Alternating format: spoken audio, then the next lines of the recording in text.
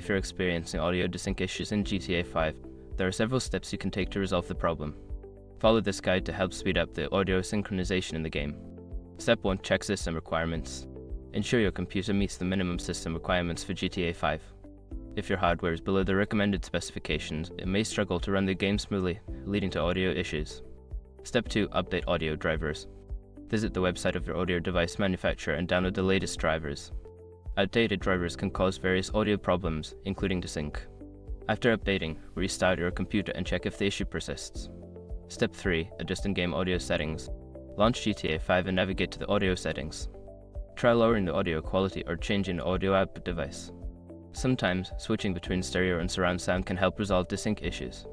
Step 4. Disable background applications.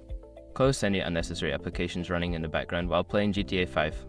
Programs that consume a lot of resources can interfere with the game's performance, leading to audio desync.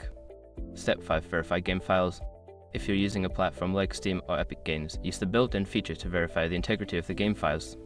This process will check for any corrupted or missing files and replace them, which can help fix audio issues. By following these steps, you should be able to resolve audio desync issues in GTA 5 and enjoy a smoother gaming experience.